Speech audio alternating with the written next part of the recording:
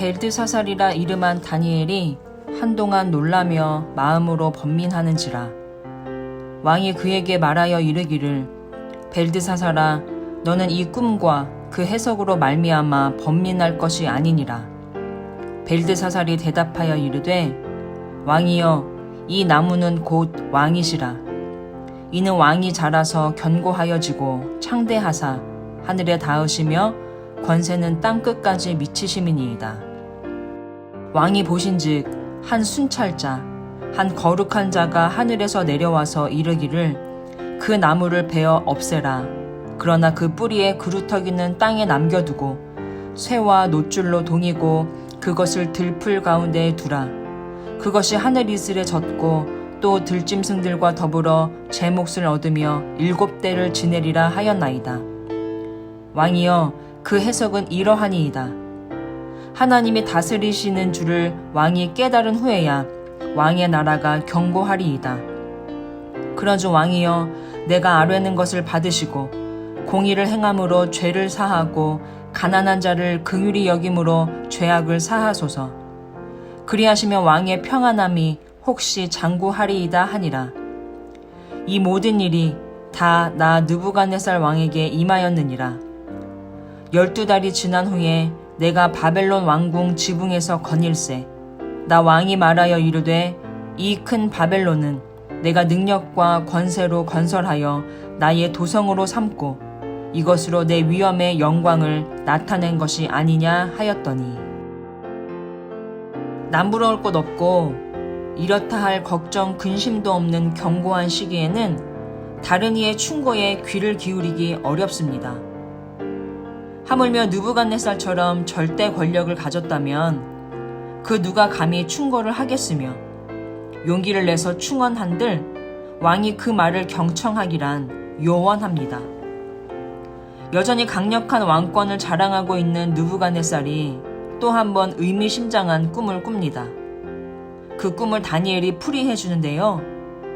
그 내용은 왕이 하나님의 주권을 깨닫고 인정하지 않으면 곧 완전히 몰락할 것을 예고하는 것이었습니다. 절대 왕권의 파멸을 선고받은 왕은 어떻게 응답했을까요? 소규의 경읽기였습니다. 높은 자리에서 모든 것을 누리고 있던 왕은 고개만 끄덕였습니다. 이 재앙을 피할 방법까지 알려줬지만 왕은 아무런 반성도 없었고 변화를 시도하지도 않았고, 그 결과 하나님의 예고된 심판이 그대로 응하고 맙니다. 그것이 바로 오늘 본문의 첫 구절입니다.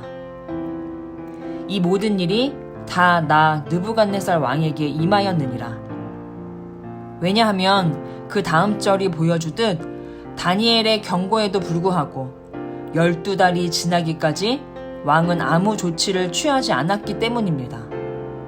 변화를 꾀하지 않았습니다. 그가 왕궁 지붕을 거닐며 하는 말을 들어볼까요?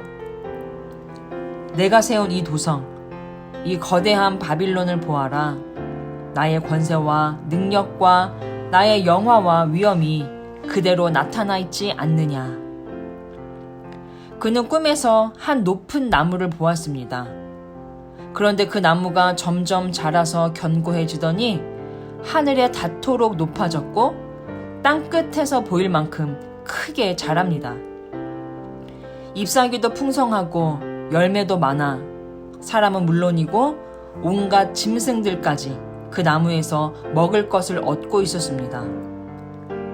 그런데 느닷없이 한 거룩한 순찰자가 하늘에서 내려와 그 나무를 베어버리라고 합니다. 이 꿈이 의미하는 바가 여러분도 얼핏 해석이 되시죠?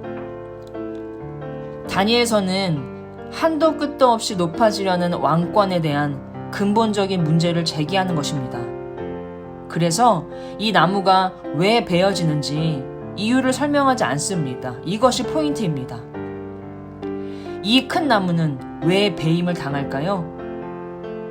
그렇게까지 커지고 높아져 버린 것 자체가 문제라는 것 아닐까요?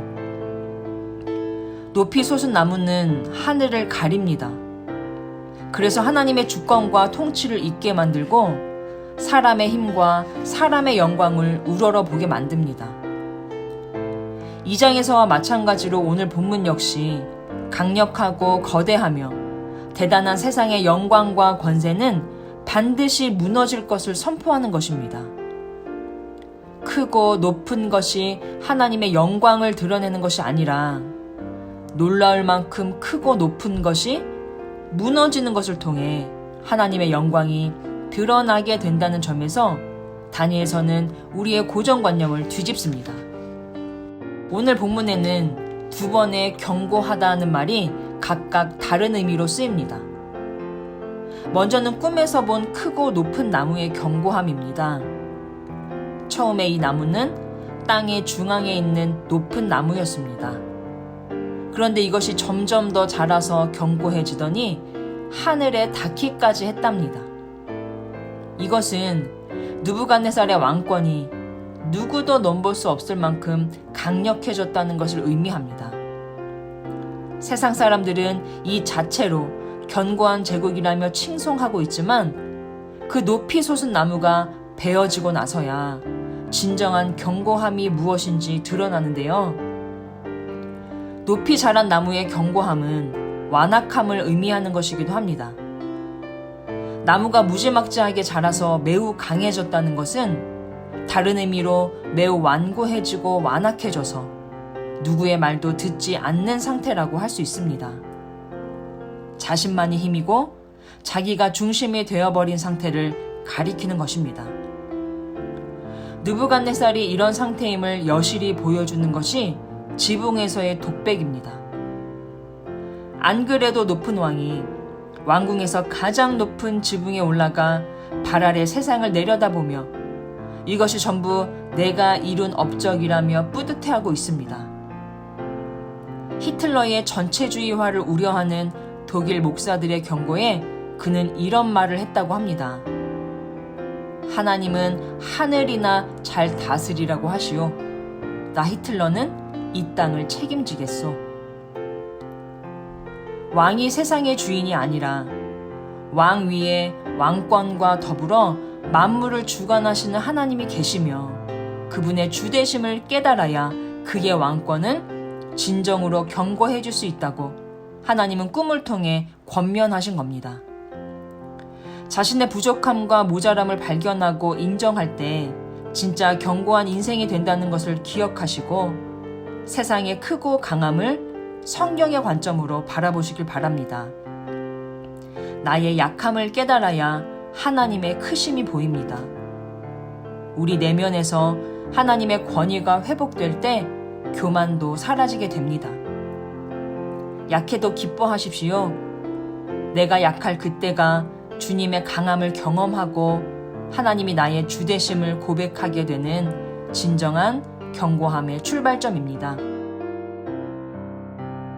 이제 잠시 기도하겠습니다. 우리 모두 예외 없이 견고한 인생으로 세워가고 싶을 겁니다. 영원히 무너지지 않을 진짜 견고함은 나의 한계를 인정하고 내 삶을 주님 손에 맡겨드리는 것입니다. 우리의 가치관이 말씀을 기준으로 새로워지게 해주시라고, 그래서 진정한 형통함을 누리며 살게 해주시라고 함께 1분 정도 기도하겠습니다.